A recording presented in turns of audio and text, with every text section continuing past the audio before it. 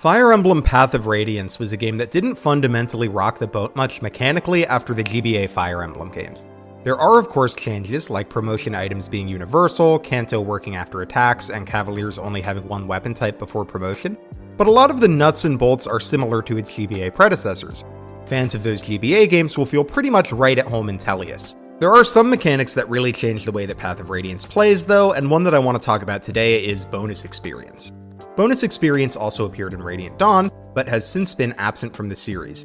I think it's a pretty interesting mechanic, so let's talk about how it works, how it changed from Path of Radiance to Radiant Dawn, and how I would do bonus experience if it were to come back in a future Fire Emblem. But before we talk about that, this video is sponsored by Manta Sleep. I'm a lizard, but like many lizards, I have an owner, and he's always waking up as soon as the sun is out. 7 a.m. every morning, stomping around and waking me up. Even on weekends, he just can't seem to sleep in without total darkness, and mid-noon naps have been impossible. Unfortunately, I can't just put him to sleep, so I did the next best thing and had him try a Manta Sleep Mask, and he's never slept better. Unlike his old sleep mask, the Manta Sleep Mask completely blocks out light, and the adjustable head strap makes for a perfect fit, so it's comfortable and it stays on even when he tosses and turns at night, unlike previous sleep masks we tried that were flimsier and slid off by morning. Whether you're a human struggling to get better sleep or a lizard with an owner that can't sleep in, Manta Sleep Masks can help you get back to snoozing better. And there's no better time to try one than right now. Manta Sleep is offering their biggest sale of the year from Black Friday to December 3rd. Plus, if you use the code ActualLizard at checkout, you'll get yourself a 10% discount. So if you want to start sleeping better, check out the link in the description and see if a Manta Sleep Mask is the right fit for you. Alright, now that we're well rested, let's get back into bonus experience. In Path of Radiance, bonus experience is a trove of experience that you can spend in between chapters to level characters up. The amount of bonus experience you need to spend to level a character up increases as their level increases and when they promote, though it takes a while to become really expensive. Leveling up a level 1 unpromoted unit costs 85 bonus experience, and leveling up a level 20 unpromoted unit costs 143 bonus experience. And then leveling up a level 19 promoted unit costs 444 bonus experience. So it does eventually get very expensive, it just takes a while. Bonus experience is a very powerful tool that can be used in a lot of different ways. You can give a little bit to everyone to increase the power of your entire army, dump it on one good unit to make them disgustingly powerful, or hold on to it until a unit that's a pain to train joins and then put it all on them to skip their training arc. And you can change the way you're spending bonus experience as the game goes on. You get enough of it to give it to multiple units and try different approaches to using this resource. We'll get more into how bonus experience can be used in a little bit, but I just wanted to establish that it is a powerful tool and one that basically appeals to all Fire Emblem players. Not every Fire Emblem player will use bonus experience the same way, but just about everyone likes leveling up their units. Since bonus experience is a compelling resource, it makes a very compelling side objective, which brings us to how bonus experience is acquired.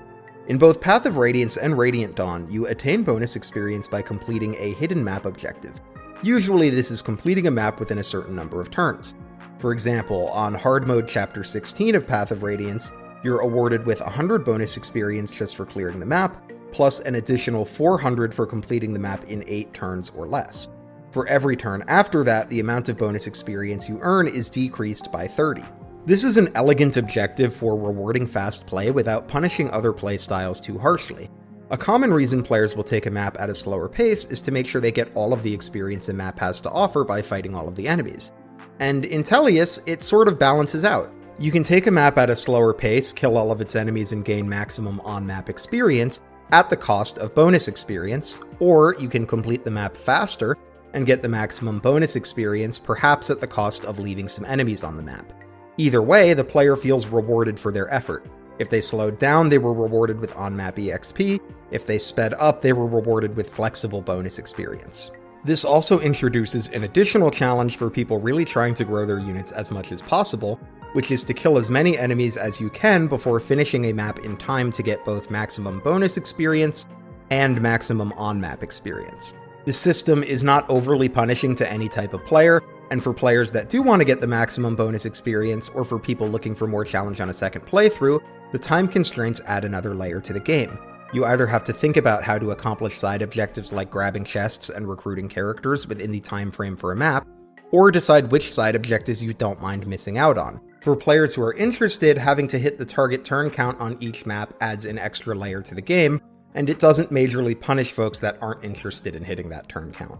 But what I really like about bonus EXP acquisition is that it is not always just tied to turns. Many maps have other ways of earning bonus experience as well, and those methods tend to tie into the story of the map. My favorite example of this is Chapter 22 of Path of Radiance, Solo. The premise of this map is that the boss has essentially forced a bunch of bishops of the church you're fighting in to fight for him. But the opening cutscene makes it clear to the player that the bishops don't really want to fight you. The boss is basically using them as human shields, and they're all over the map, in front of doorways to chests, blocking passage to the boss, just everywhere and always in your way. They're really easy to kill, so if you just want to get the map over with, you can totally just whack one and then rush to the boss. But you're incentivized not to, because in this chapter, the bishops are a bonus experience objective. For each bishop that you don't kill, you earn 20 bonus experience. And there's a lot of them, so it's a decent chunk of change as long as you manage to spare them all. In this way, bonus experience acts as an incentive to engage in a bit of role-playing. Instead of killing the bishops for an easy clear of the map, we are asked to step into Ike's shoes and make a choice. Do we sacrifice our morals and kill the priests for an easier time getting through the map, or do we go through the extra effort to spare them? It's a good way of aligning the goals of the character and the story with the goals of the player. And if you decide you want that bonus experience, the game is asking you to play in a way you haven't had to up to this point. You have to get around the bishops to get to the boss and bonus objective, but you can't kill them. So what do? We shove them around. There's even a base conversation before the map that alludes to this strategy. A map that revolves around shoving enemy units to create paths for our units is fresh for the game and gives the map a unique flavor. It's the main reason the map is so memorable, despite being pretty pedestrian in terms of its role in the story. Without the priests to shove around, the map would be very forgettable. What's more is that the map also gives you bonus experience for clearing it quickly, so if you want to maximize bonus experience, you can't just move at a snail's pace, slowly shoving priests around. You need to think about the quickest ways to shove those priests out of the way and get to your objective and any chests that you want.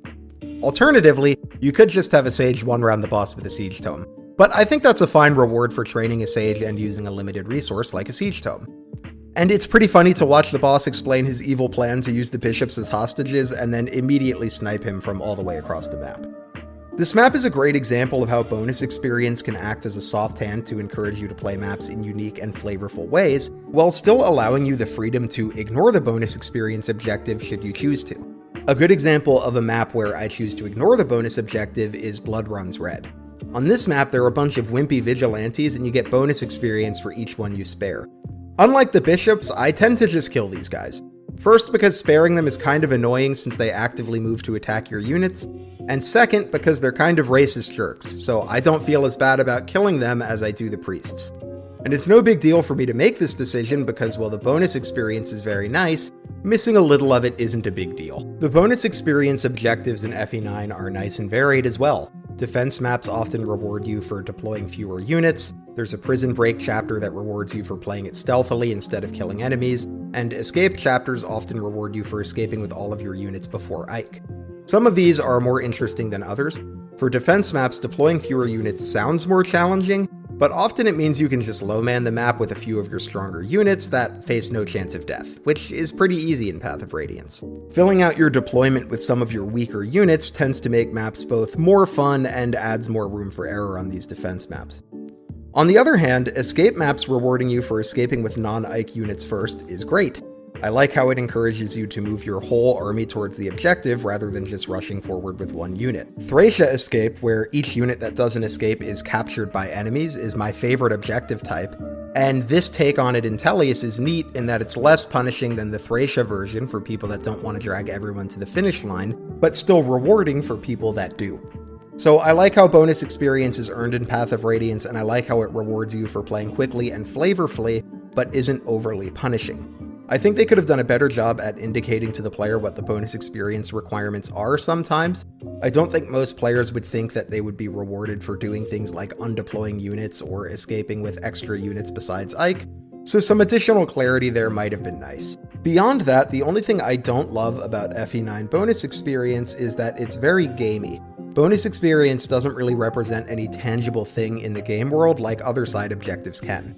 Villages, recruitable characters, and chests, for example, act as side objectives that incentivize you to play in certain ways, much like bonus experience, but they also have a place in the fiction of the world.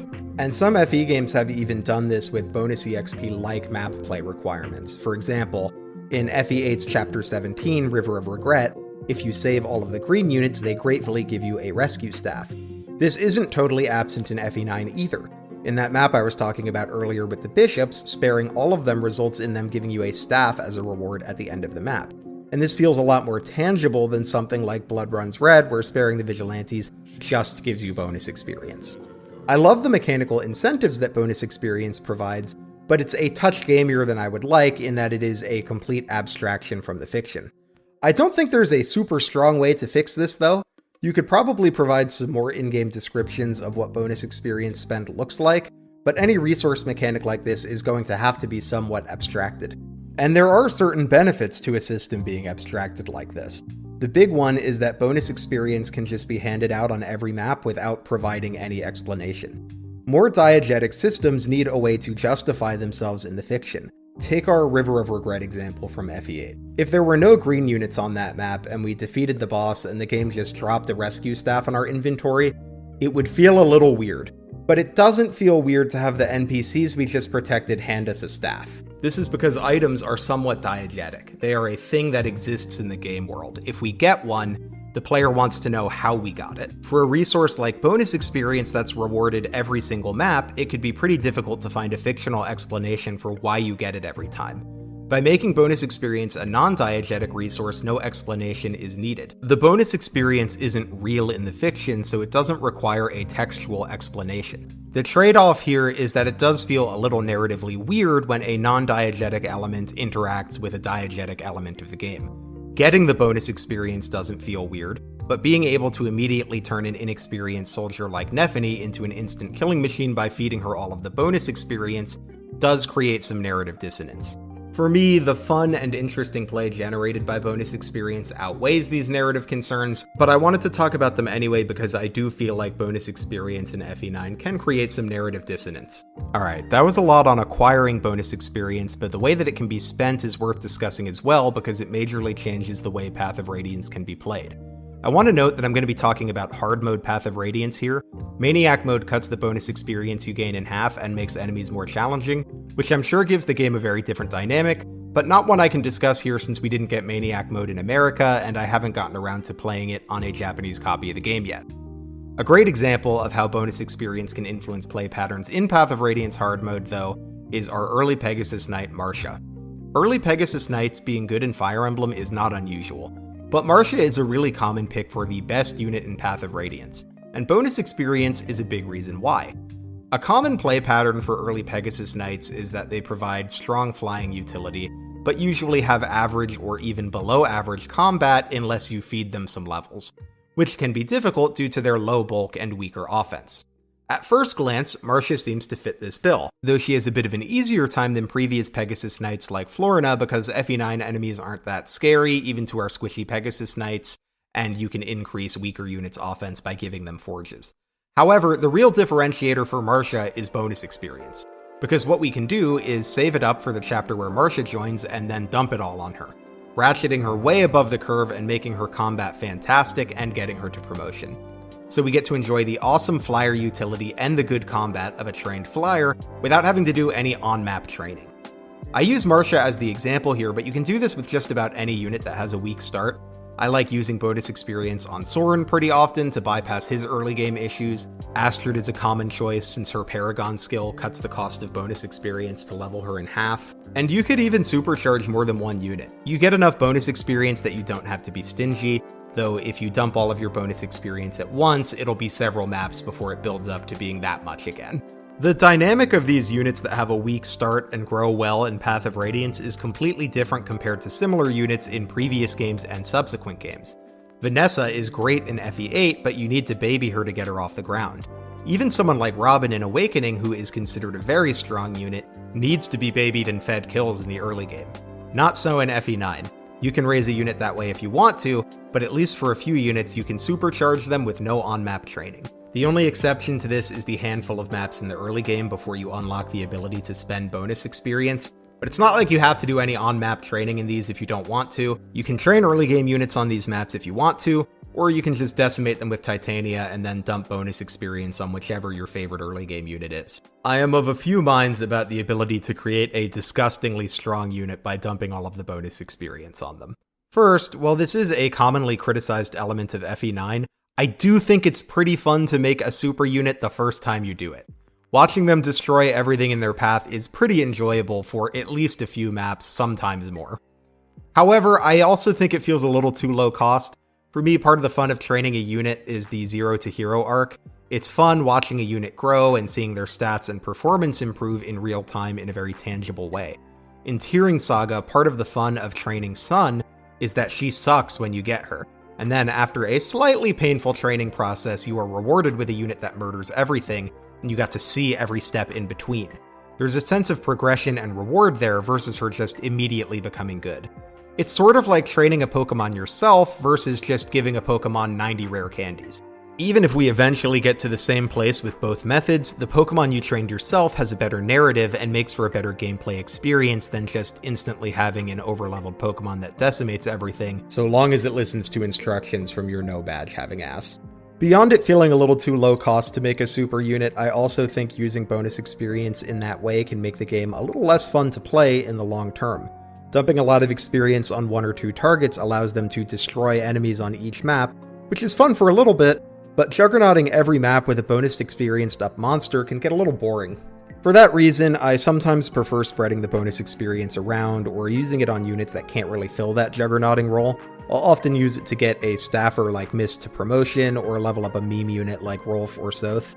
In my last playthrough, bonus experience played a critical role in promoting all three of Boyd, Rolf, and Oscar, which gave me access to the game's bow triangle attack, and that was pretty cool. So for me, it's often more fun to spread the bonus experience around, but it's an unfortunate aspect of this implementation of bonus experience that it does encourage making super units that can trivialize the rest of the game, which I think is the less fun way to play the game. Though it's not a particularly harsh incentive. Players can still easily beat the game using bonus experience in any way they want or not at all, and many choose to do that. I just think it's not ideal that the obviously good thing that you can do with bonus experience is also pretty boring. So that's FE9's implementation of bonus experience. It's awarded in a way that encourages more interesting play and can be used to bolster weaker units or make your strong units even stronger. FE10 is the only other game in the mainline series to include bonus experience, and the implementation is a little different. You acquire bonus experience in a very similar way to FE9. It's usually based on how quickly you finish a map, but there are often side objectives that also reward you with bonus experience. Many of them are similar to FE9, but there's also some new ones here, like releasing the horses in Part 3 Chapter 3 or preventing houses from being burned in Part 3 Chapter 9. Once again, I really like these objectives. They encourage you to play maps in more interesting ways, and those ways often align with the story of the chapter, which makes them more memorable for me. Additionally, FE10 gets rid of my least favorite bonus experience objective, which was undeploying units on defense maps.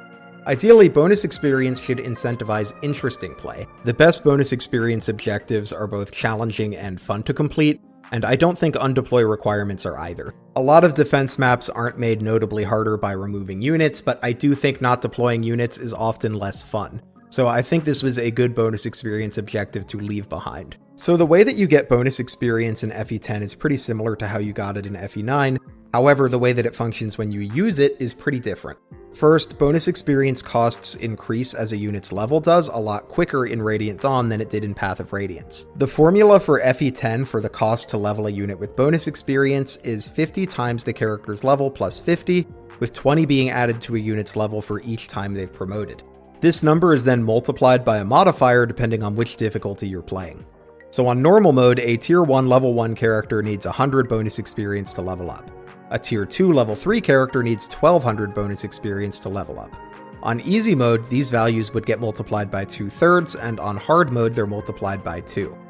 These numbers are a lot higher than FE9, and this is partially because you just get way more bonus experience in 10 than you did in 9. Mid-game chapters in FE9 on hard mode are usually giving you around 300 to 400 bonus experience if you meet the requirements for the maximum amount, while Part 3 Radiant Dawn maps give you around 3,000 to 4,000 bonus experience on hard mode and 6,000 to 7,000 on normal mode. Still, the way the bonus experience formula works in Radiant Dawn makes it so that low-level units are way cheaper to level than high-level units. Right off the bat, this makes it a little less appealing to dump all of your bonus experience onto a single unit, because doing so means you get fewer levels out of the bonus experience as the unit's level gets higher and higher, and the cost to keep raising them gets greater and greater. This was sort of true in Path of Radiance as well, but not to the same extent. In Radiant Dawn, the cost to level a Tier 1 level 10 unit is over 5 times the cost to level a Tier 1 level 1 unit. In Path of Radiance, the cost to level a Tier 1 level 10 unit isn't even 1.5 times as much as the cost to level a Tier 1 level 1 unit. There are some differences here, like Radiant Dawn having a third tier of classes, but the point is just that bonus experience costs ratchet up quicker in Radiant Dawn than they did in Path of Radiance. Another change is that bonus experience level ups in Radiant Dawn are different from regular on-map level ups.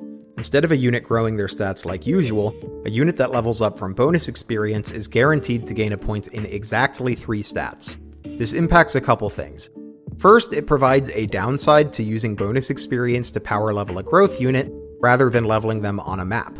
Take Laura. She's a pretty high growth totals unit. If you level her up on map, she has a decent chance of gaining more than 3 stats. So while bonus experience will ensure you always get a unit that's at least decent, it closes the door to getting a blessed unit. Though, on the flip side, it also closes the door to getting super unlucky with your level up RNG. So your mileage may vary as to whether you want to bonus experience up a unit or level them up on a map.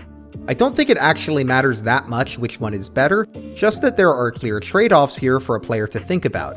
A player could reasonably decide to go with either option for leveling a unit or a mix of both, and I think that's a good thing. Bonus experience guaranteeing that a unit gains 3 stats on level up also introduces another quirk, which is that you can use it to manipulate certain units into gaining stats that you want.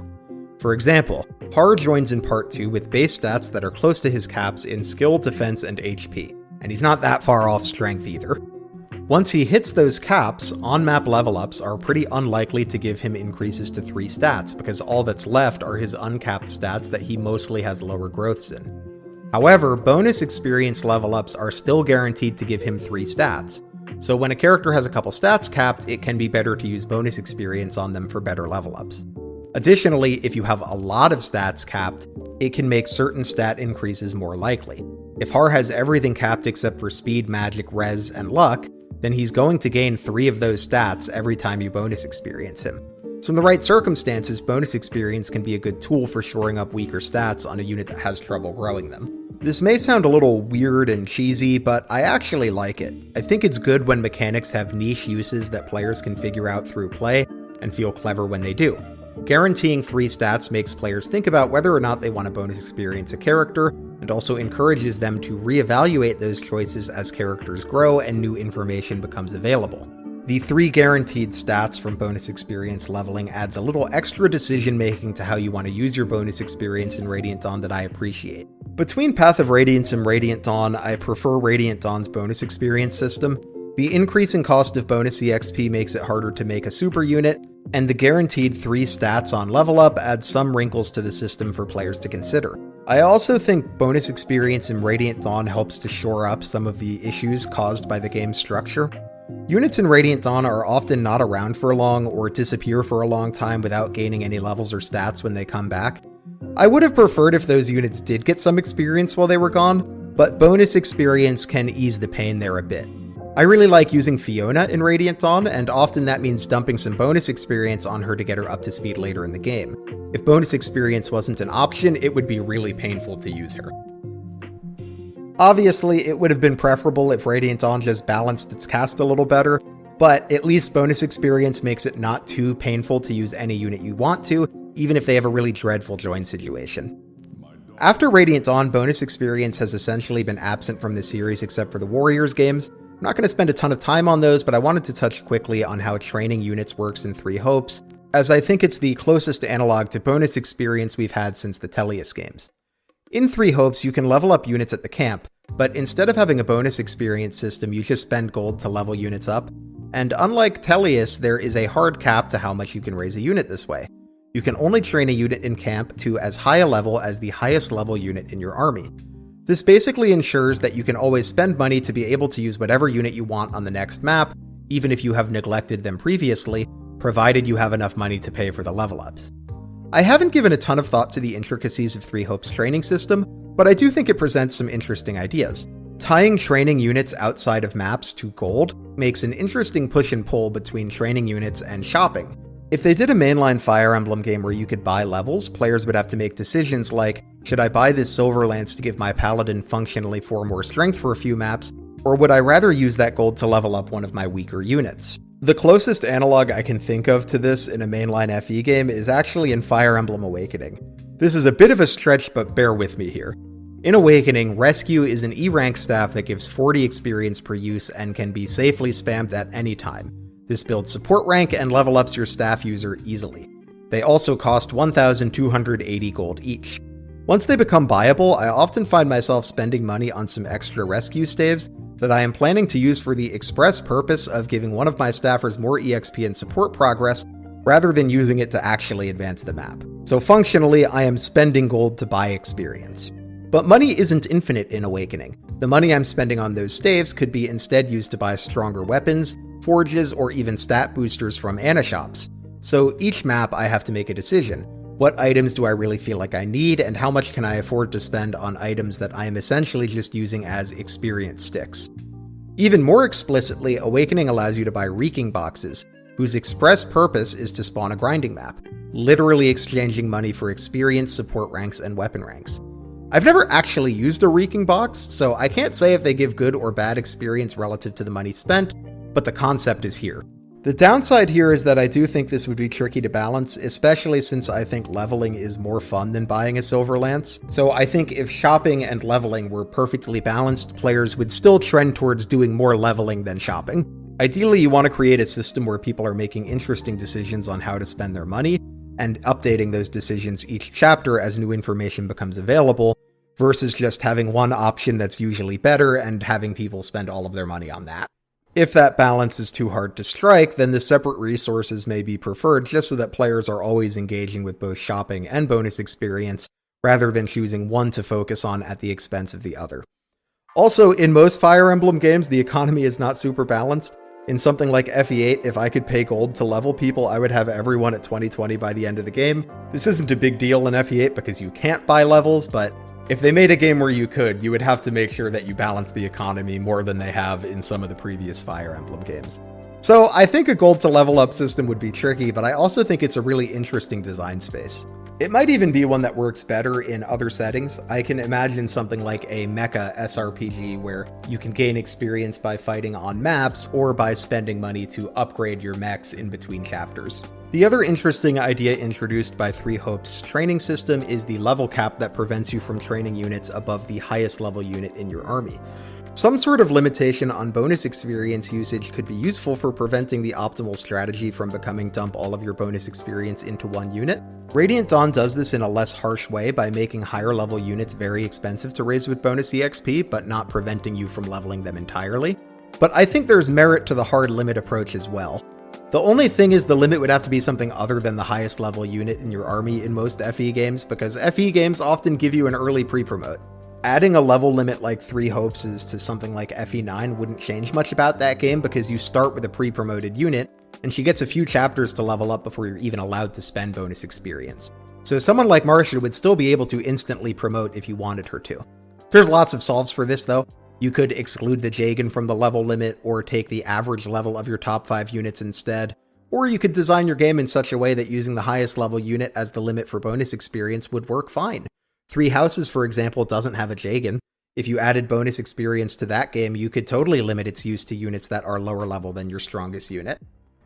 Or maybe even easier than any of that would just be to set a level limit on a per map basis. In Engage, each map has a recommended level for you to complete it at, so if you made a game like Engage with a bonus experience system, it would be easy enough to set the level limit to the recommended level of whatever map you're about to take on. My point here is just that there are tons of ways you could set a hard or soft level limit on a bonus experience system, and different systems might work better for different games, so it's just something that developers would have to think about if they wanted to add bonus experience to a Fire Emblem game again. If I were to do a bonus experience system in the next Fire Emblem game, I would definitely draw inspiration from the Radiant Dawn system. It does the thing I like most about the Path of Radiance system, which is providing gentle encouragement to play maps in exciting and story-relevant ways, while avoiding some of the things I don't like, such as rewarding bonus experience for undeploying units or allowing the player to easily create a super unit that carries the rest of the game too early. I also like how the guaranteed 3 stats make bonus experience levels feel different than on-map levels, and makes you think about which one might be preferable for units that you're planning on training. Written out, it sounds like there's a lot of hoops that bonus experience systems have to jump to and a lot of challenges for them to deal with balance-wise, and maybe that's part of why they stopped using bonus experience, but honestly, you have to make these sorts of considerations with any mechanic you add to a game, and I think bonus experience is a fun and interesting enough mechanic that I'd like to see it attempted again in another Fire Emblem game, either as a refinement of the systems in Tellius, or in a brand new way. But what do you think? Did you prefer FE9 or FE10's bonus experience system? And if bonus experience were to return, what would you change about it? I'd love to hear your thoughts in the comments, and I really appreciate you sticking around to the end of the video. And a big thank you to my geckos and skinks on Patreon who help make these videos possible. Special shout out to my skinks, Wingman, Upscale Furry Trash, Lonely Voxel, Cosplay Sylveon, Ike Poo, Lucy Sev, Emma, Stars to Art, The Noodle Doodler, Muted Miami, Aaron Geddon, Doopy, Autumn Leaf, Red Mage Morgan, and Shake Her Hand. If you want to support the channel and get shoutouts in videos like this, and get early access to videos, you'll find the link to the Patreon in the video description. Either way, thank you for hanging out, and I hope you have a lovely week.